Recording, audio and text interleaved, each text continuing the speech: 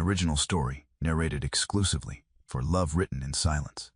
Behind a marble column, at the edge of the Ashworth ballroom, Cecily Wren watched 500 candles blaze as Lady Harriet descended the staircase in a gown of ivory silk embroidered with night-blooming jasmine. The room fell silent, then erupted in whispers of admiration.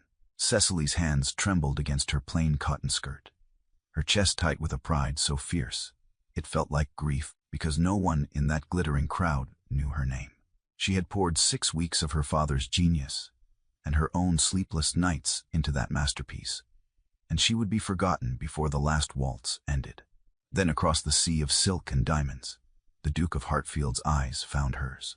He set down his glass, crossed the ballroom floor through 100 curious stairs, and stopped 3 feet from the servants' corridor, where no duke should ever stand. When he spoke, his voice was low enough that only she could hear. "You made that." It was not a question. The Ashworth estate blazed like a constellation fallen to earth.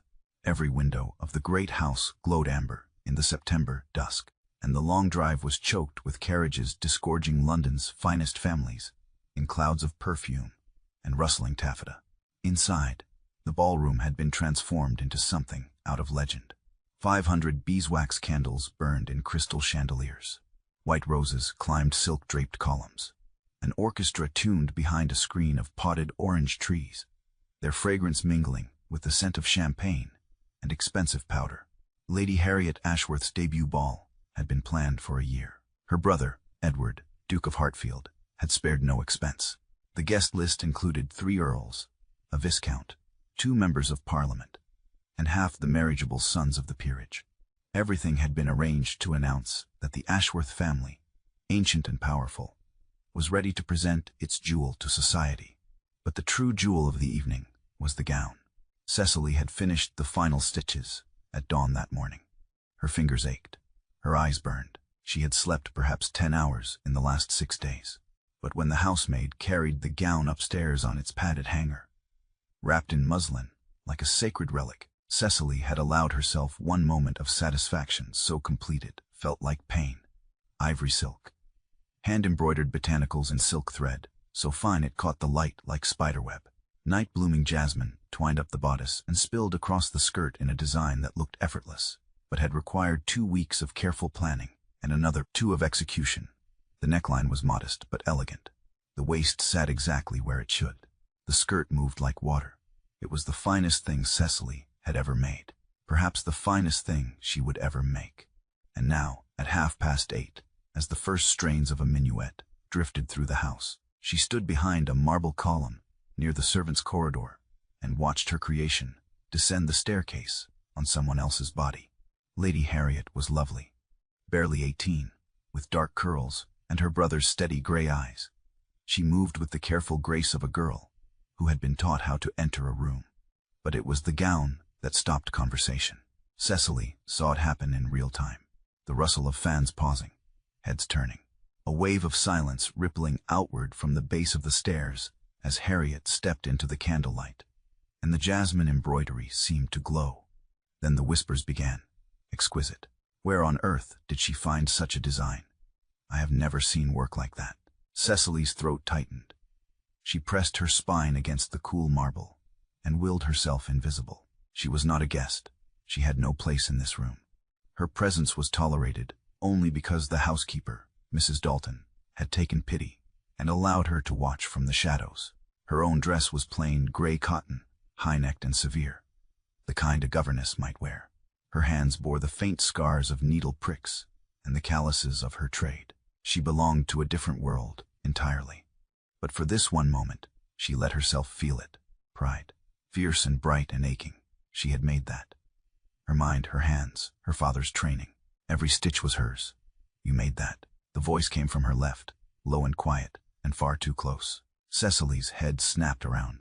The Duke of Hartfield stood 3 feet away, one hand resting against the column, his gray eyes fixed on her with an intensity that made her breath catch. He was tall, broad-shouldered, dressed in black evening clothes that fit him like they had been made by someone who understood the architecture of a man's body.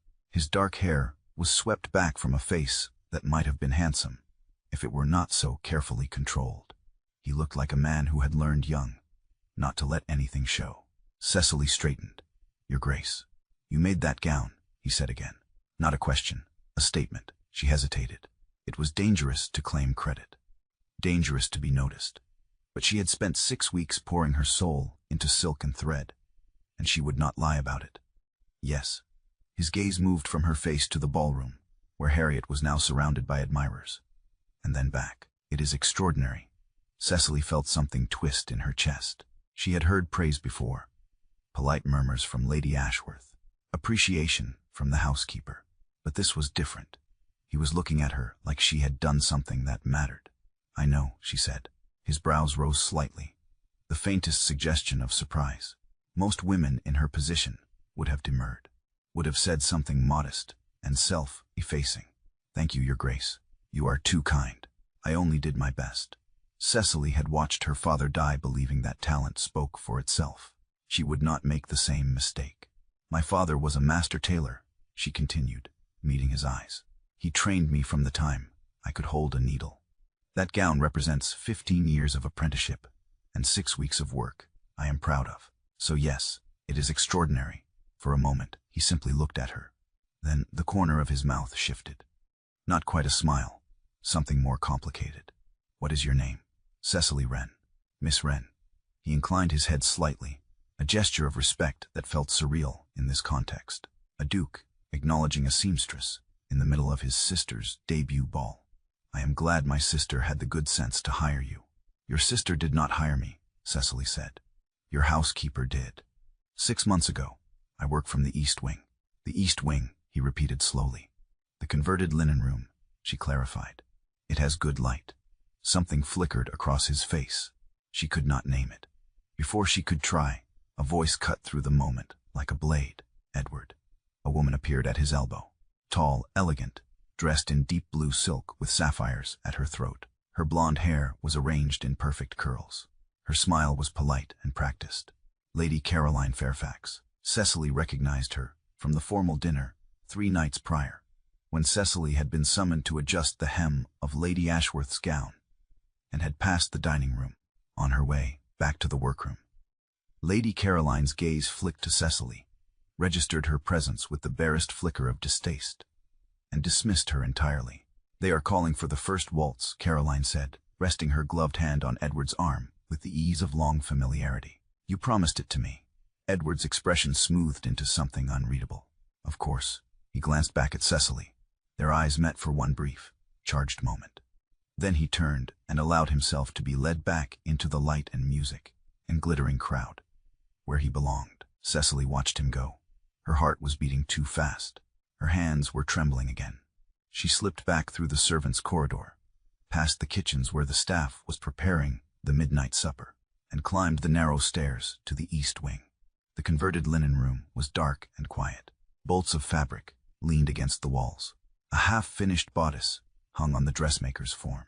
Her workbench was scattered with thread, shears, pins. She lit a single candle and sat down.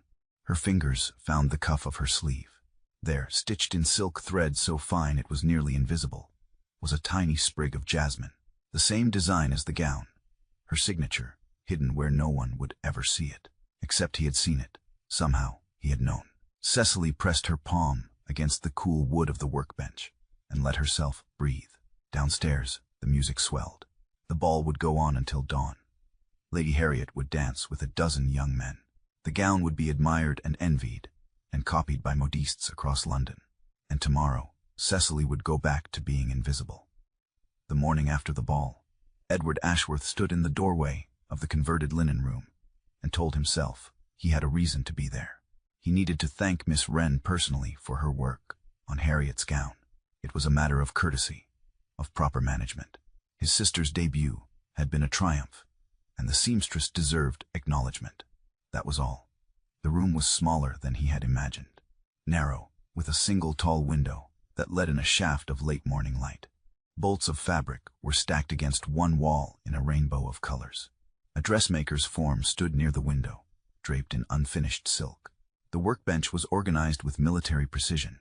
Shears, pins, spools of thread arranged by shade, a wooden box that looked like it had been built by hand. Cecily Wren sat at the bench with her back to the door, bent over a length of pale green fabric. She was sewing something by hand, her needle moving with quick, practiced efficiency.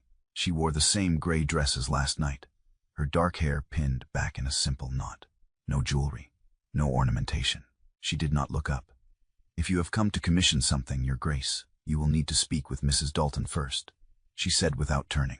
"I do not take private commissions without the housekeeper's approval." Edward blinked. "How did you know it was me?" "Your boot heels." She tied off a thread and snipped it cleanly. "The staff wears soft soles. Guests wear leather. Yours are custom. I can hear the difference." She set down the fabric, turned on her stool, and looked at him with the same direct, unsettling gaze as the night before. "Why are you here, Your Grace?" He had prepared a speech, something polite and appropriately distant, but standing in this small, sun-filled room with her eyes on him, the words felt hollow. "I wanted to thank you," he said, "for the gown.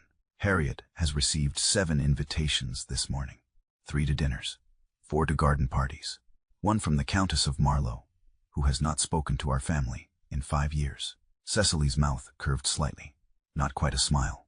The gown did its job then. It did more than that. He stepped into the room, careful not to disturb the organized chaos. It was art. It was silk and thread. It was both. She studied him for a long moment. Then she stood, brushing her hands on her skirt. She was shorter than he had realized. The top of her head barely reached his shoulder. But there was nothing diminutive about the way she held herself. "Your Grace," she said quietly, "I appreciate the courtesy. But you do not need to come to the East Wing to thank the seamstress. A message through Mrs. Dalton would have sufficed." "I am aware. Then why are you here?" The question hung in the air between them. Edward did not have an answer. Or rather, he had several, and none of them were appropriate to speak aloud. Because last night, when he had looked across the ballroom and seen her standing in the shadows, watching her work move through the crowd, he had felt something shift in his chest. Because she had looked at him and said "I know" with such quiet certainty that it had taken his breath away. Because he had spent the last 12 hours thinking about a woman he had no business thinking about. And he did not understand why. "I wanted to see where you work," he said finally. "Why?" "Because the gown you made came from this room. I wanted to understand how." She looked at him for a long moment. Then, without a word, she crossed to the workbench and picked up a small wooden box. She opened it and held it out. Inside were dozens of spools of thread, silk, cotton, linen, every shade imaginable. "My father collected these over 30 years, she said. "Some he bought, some he traded for. Some were gifts from other tailors who respected his work. When he died, this box and his shears were the only things of value he owned." Edward looked at the threads, then at her face. "He was a master tailor," Cecily continued, "the finest in 3 counties. He made coats for men who would not invite him to dinner, gowns for women who did not know his name. He died with 6 shillings to his name and 3 people at his funeral." Her voice was steady, but her hands were not. "Talent without patronage means nothing, Your Grace. I learned that watching him. So when you ask why I said, I know when you called the gown extraordinary, it is because I will not pretend modesty about the one thing I have that cannot be taken from me." Edward felt something tighten in his chest, not pity, something sharper. "Your father taught you well. He taught me everything." She closed the box and set it back on the bench. "And then he taught me what happens when the world does not care." Before Edward could respond, footsteps sounded in the corridor. Both of them turned. Mrs. Dalton appeared in the doorway, slightly out of breath. "Your Grace, forgive the interruption. The Earl of Norbury has arrived. He is waiting in the drawing room." Edward's jaw tightened. "I was not expecting him until this afternoon. He said the matter was urgent." Edward glanced back at Cecily. She had already turned away, picking up her needle and fabric, as if he had never been there. "Thank you, Miss Wren," he said quietly. She did not look up. "Your Grace." He left the room and followed Mrs. Dalton down the corridor. But his mind remained in the converted linen room with its single window and its carefully organized threads. The Earl of Norbury was a tall, thin man with silver hair and the kind of face that looked like it had been carved from marble. He stood near the drawing-room fireplace with his hands clasped behind his back, radiating the particular arrogance of a man who had never been told no. Lady Caroline sat on the sofa near the window, her posture perfect, her expression serene. She looked up when Edward entered and offered a small, polite smile. "Edward," the Earl said, "forgive the early arrival. I wanted to speak with you before the household became too busy." Edward closed the door. "Of course. What is the matter?" The Earl's gaze flicked to Caroline, then back. "I have spoken with Mr. Alderton. He believes it is time to finalize the engagement terms." Edward went very still. "We agreed to wait until after Harriet's season. That was before last night's success," the Earl said smoothly. "Your sister's debut has exceeded all expectations. The family's position is stronger than it has been in years. There is no reason to delay." Edward's hands curled into fists at his sides. He forced them to relax. "The estate finances are not yet settled," he said carefully. "There are debts that must be addressed before I can. The debts will be addressed through the marriage settlement." The Earl interrupted. "That is the entire point, Edward. The Fairfax fortune secures the estate. The tenants are protected. Your father's wishes are honored. All that remains is your signature. Your father's wishes." The words hit like a blade between the ribs. Edward's father had died 2 years ago in this house, in the upstairs bedroom that Edward could not bring himself to enter. On the last night, his father had gripped Edward's wrist with surprising strength and rasped 4 words. "Secure the estate, Edward." The next morning, Mr. Alderton, the family solicitor, had arrived with documents. The estate was in debt. The tenants' livelihoods were at risk. The solution, Alderton explained, was a marriage alliance with the Fairfax family.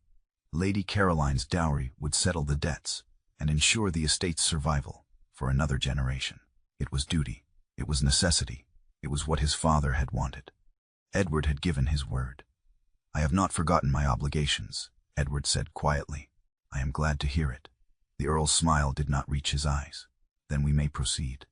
Caroline rose from the sofa and crossed to Edward's side. She rested her hand lightly on his arm, the same gesture she had used last night.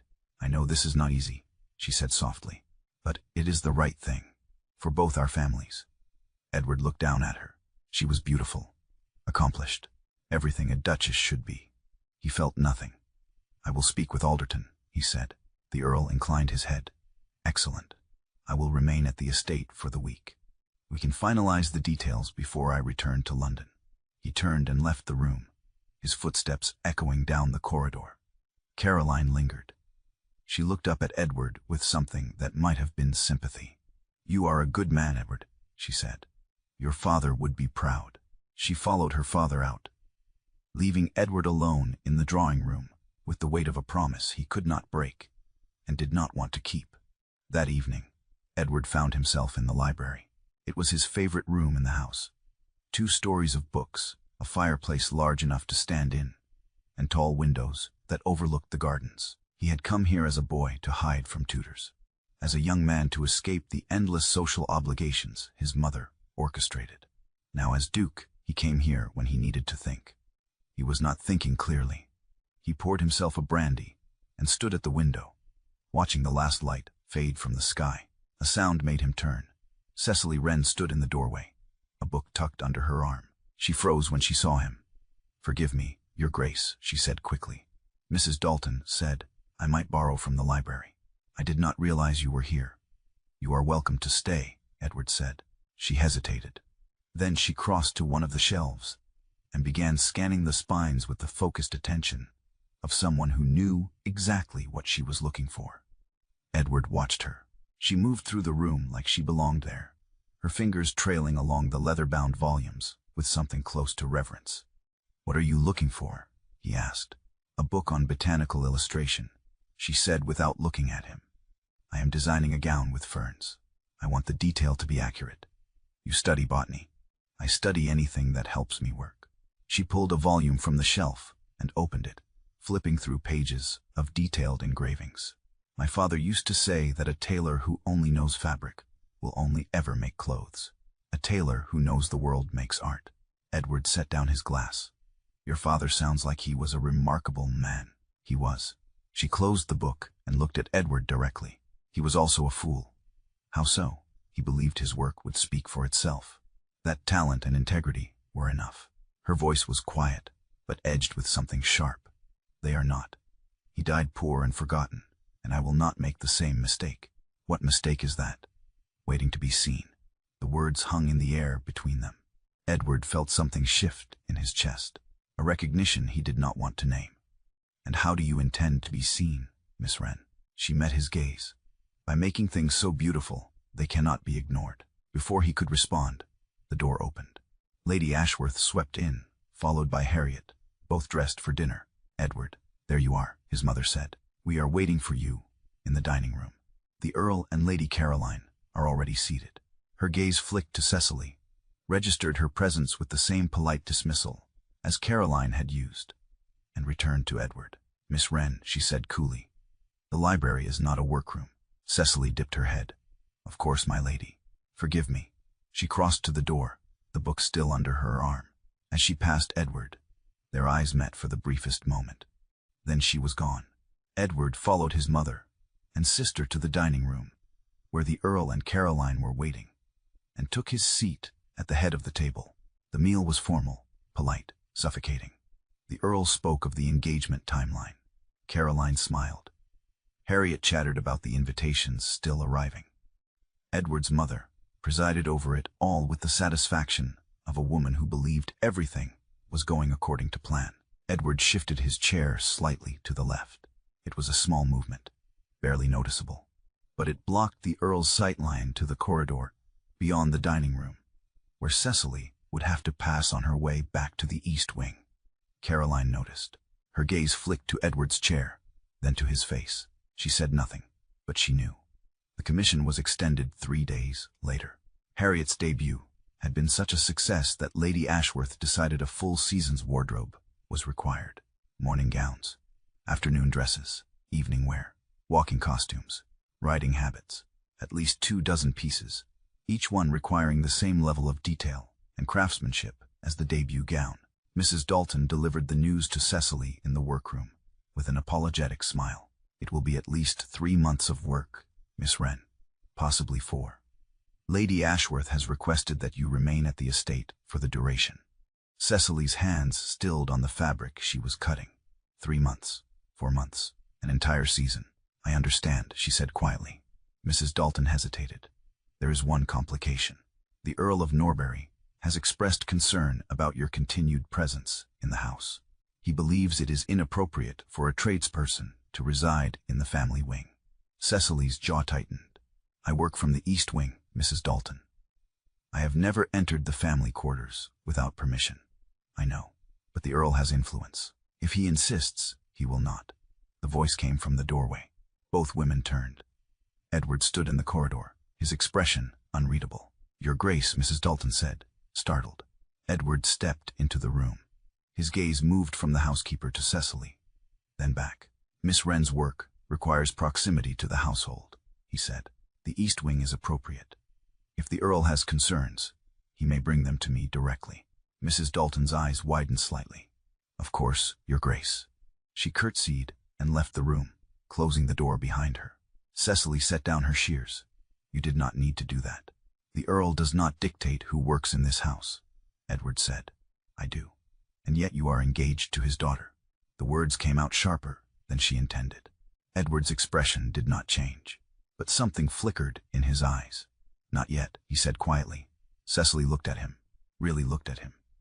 He stood in the doorway of her workroom like a man who did not know whether to stay or leave, his hands at his sides, his shoulders tense. Why are you here, Your Grace? She asked. I wanted to make sure the Earl's objections would not interfere with your work. That is not why you are here. For a long moment, he said nothing.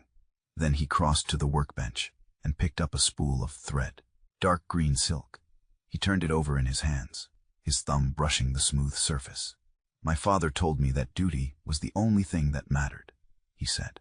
That sentiment was a luxury men like us could not afford. I have spent my entire life believing that. He set the spool down and looked at her.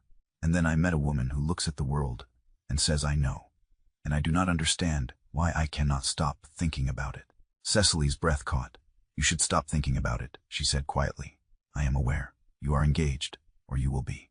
To a woman whose father has the power to destroy this estate, and everyone who depends on it. I am aware of that as well. Then what do you want from me? The question hung between them, raw and dangerous. Edward's gaze held hers.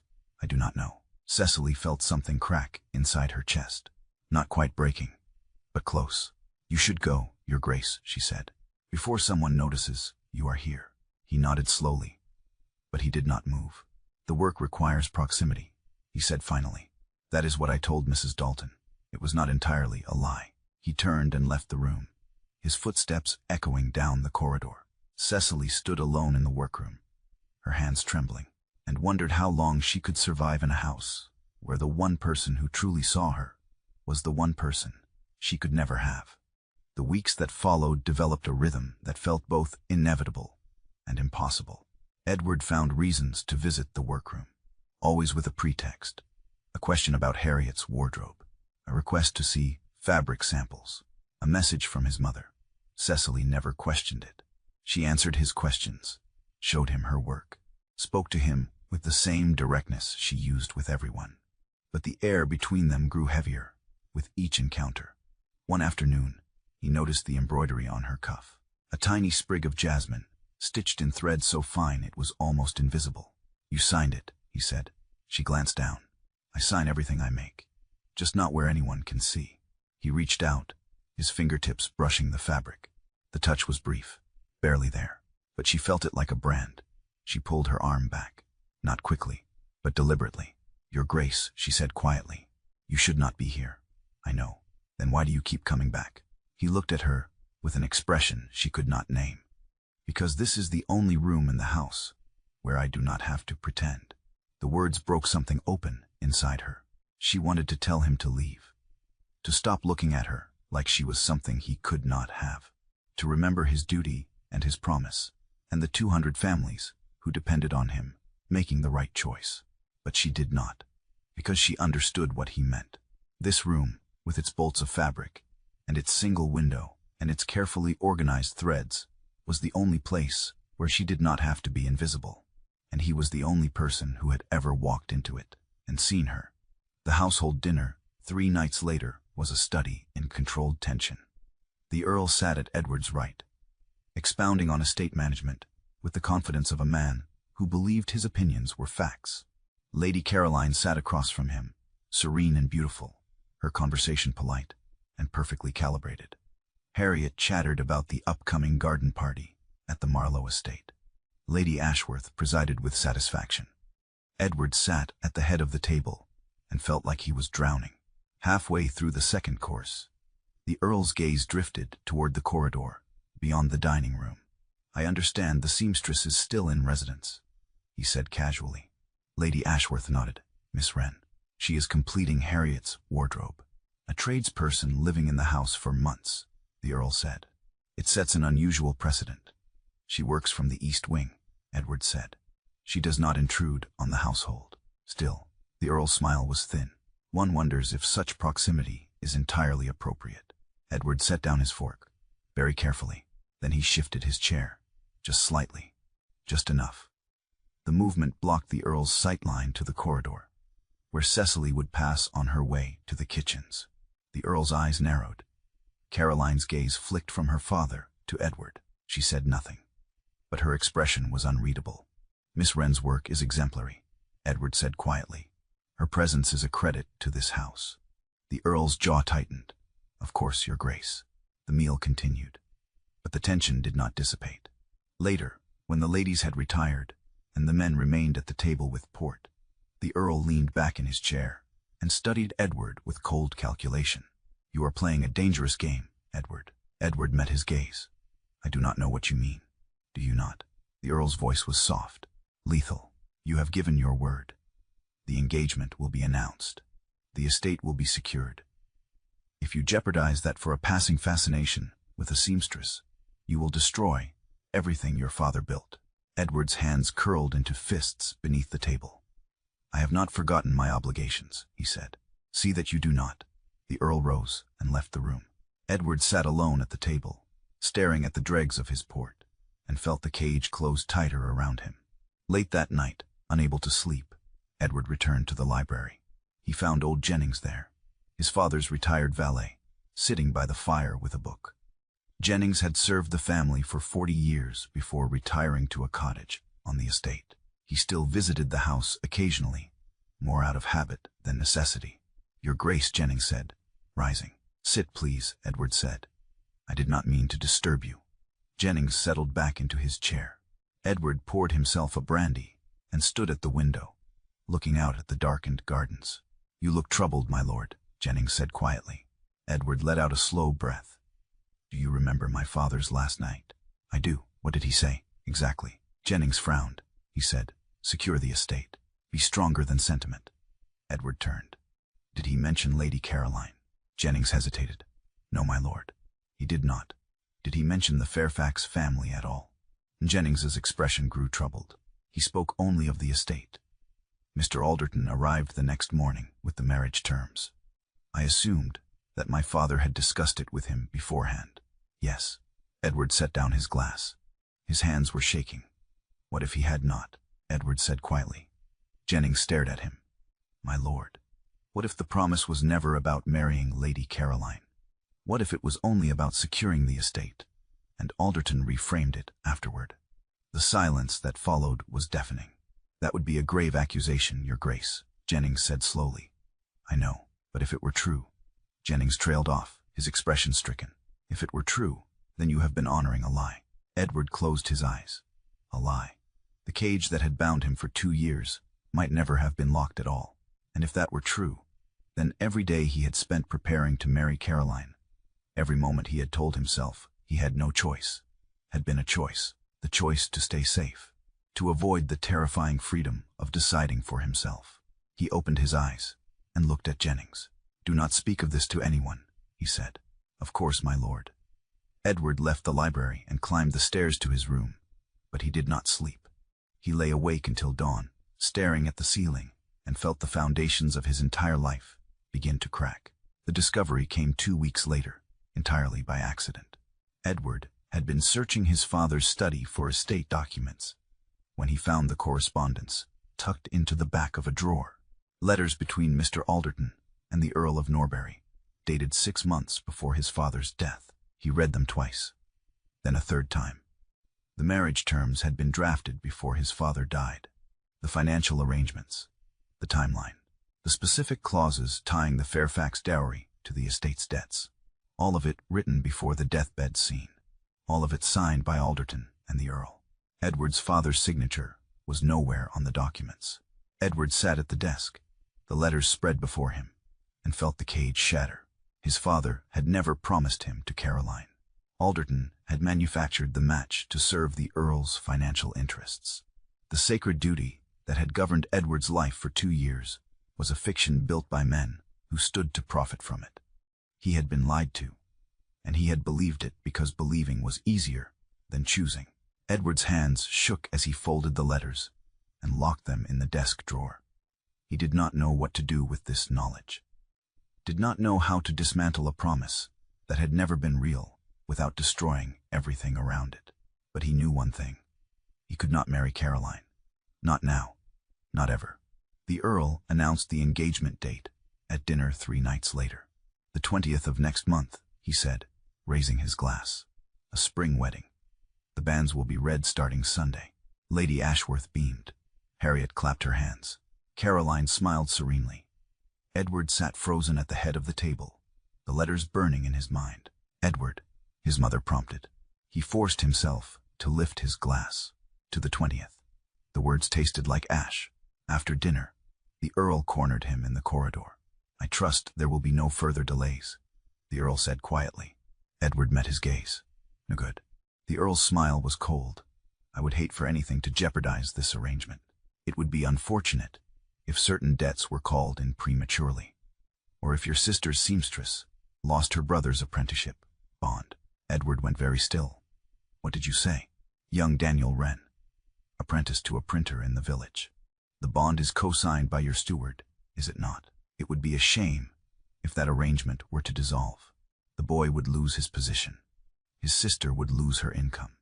One wonders what would become of them." The threat was clear. Edward's vision blurred with rage. You would destroy a boy's future to ensure my compliance. I would do what is necessary to protect my daughter's interests, the Earl said, as I trust you will do what is necessary to protect yours. He walked away, leaving Edward standing alone in the corridor, his hands clenched so tightly his nails bit into his palms. Cecily was packing when Edward found her. The workroom was half dismantled, bolts of fabric wrapped in muslin, her tools organized in their wooden box. The dressmaker's form stood bare near the window. She looked up when he entered, her expression carefully neutral. Your Grace, what are you doing?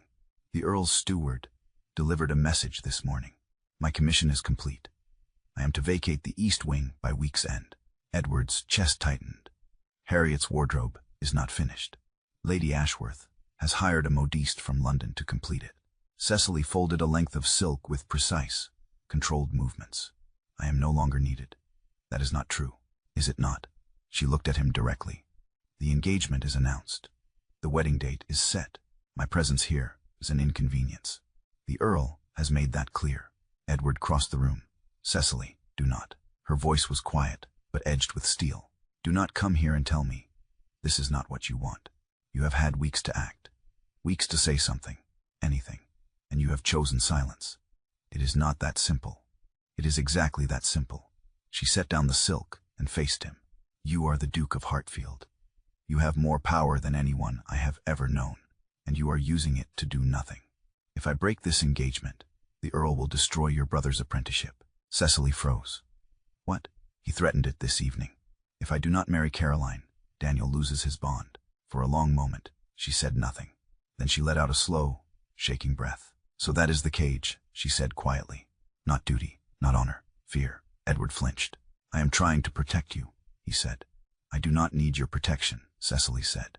I need you to choose, but you will not. Because choosing is terrifying, and staying silent is safe. She turned back to her packing. Edward stood in the middle of the workroom, the words burning in his throat, and could not speak them. He left without saying goodbye. The rain began 2 days later. A summer storm that rolled in from the coast, turning the sky iron gray, and the gardens into rivers of mud. Thunder rumbled. Lightning split the sky. Edward was crossing the garden when the downpour started. He broke into a run, heading for the house, but a voice stopped him. Your Grace. He turned. Cecily stood near the garden folly, soaked through, her hair plastered to her face. She must have been caught in the storm, the same as him. Miss Wren, he said, come inside. You will catch your death. I am already soaked, she said. A few more minutes will not matter. He crossed to the folly. It was a small stone structure, open on 3 sides, built decades ago, as a picturesque ruin. Inside it was dry, barely. Cecily stepped under the roof, shivering. Her gray dress clung to her, dark with rain. Her hands were trembling. Edward removed his coat and placed it over her shoulders. His hands remained on the lapels. She looked up at him. Their faces were inches apart. The rain was loud around them, a curtain of sound that made the rest of the world disappear. You should go, she said quietly. I know. You are engaged. I know. Then why are you still standing here? Because he could not make himself let go. Because the feel of the coat under his hands and the warmth of her beneath it was the only real thing he had felt in weeks. Because he was terrified. I do not know, he said. Cecily's gaze searched his face. Then she reached up and gently pulled his hands away. You are kind to me in private and silent in public, she said. That is not love, Your Grace. That is convenience. She stepped out from under the coat and walked into the rain. Edward stood alone in the folly, his coat in his hands, and watched her disappear into the storm. That evening, Cecily came to the terrace. Edward was standing at the stone balustrade, staring out at the rain-soaked gardens. He heard her footsteps and turned. She stood in the doorway, dry now, dressed in a simple blue dress he had never seen before. Her hair was loose around her shoulders. She looked like someone preparing to leave. I am going to Bath, she said without preamble. Edward's heart stopped. When? Tomorrow morning. I have hired a carriage. I have saved enough from my commissions to rent a small shop. I will take private clients, build my own reputation. What about Daniel? I will bring him with me. The Earl cannot touch an apprenticeship bond in another county. Edward stared at her. You have planned this. I have planned this since the day I arrived, she said. I will not wait for powerful men to decide my future. She crossed to where he stood. The rain was beginning again, soft and steady. I came to say goodbye, she said, and to tell you something. What? I see what is in your eyes when you look at me, she said quietly. I see the same thing I feel when I look at you. But seeing is not enough. Feeling is not enough. She took a step closer. Ask me before someone else does. Edward froze. The words hit him like a lightning strike. She was not pleading. She was not begging. She was offering him a chance. One chance. He reached out and caught her wrist. Then I am asking, he said, his voice rough. She looked down at his hand on her wrist, then up at his face. Asking in the rain is easy, she said. Ask me where it costs you something. She pulled free, gently, firmly. Then she turned and walked back into the house, leaving him standing alone on the terrace as the rain fell harder. Edward gripped the balustrade and felt the last piece of the cage shatter. She was right. She had always been right. Asking in the rain cost him nothing. It was a moment, a feeling, a wish. Asking where it mattered, where it would destroy the engagement and defy the Earl and risk everything he had been taught to protect. That was the choice she was demanding. And he finally understood. Real strength was not enduring the cage. It was choosing to leave it. The drawing room the next morning was filled with cold sunlight. The Earl sat near the fireplace, his expression smug. Lady Caroline sat beside him, her hands folded in her lap. Mr. Alderton stood near the desk, the engagement papers spread before him. Edward's mother and Harriet sat on the sofa, watching with polite anticipation. Edward stood at the window, his back to the room, and felt the weight of every decision that had brought him to this moment. Edward, the Earl said, the papers are ready. All that remains is your signature. Edward turned. He crossed to the desk and looked down at the documents. The terms were clear. The dowry, the debts, the timeline, everything his father had supposedly wanted. Except his father had never wanted it. Edward picked up the pen. Then he set it down. Mr. Alderton, he said quietly, were you present at my father's deathbed? Alderton blinked. I was not, Your Grace. I arrived the following morning. And yet you drafted these terms, the night he died. Alderton's expression flickered. The terms were discussed beforehand, Your Grace. Your father made his wishes clear. Did he? Edward reached into his coat and pulled out the letters he had found. He placed them on the desk. These are dated 6 months before my father's death. They outline the marriage terms in full, signed by you and the Earl. My father's signature is absent.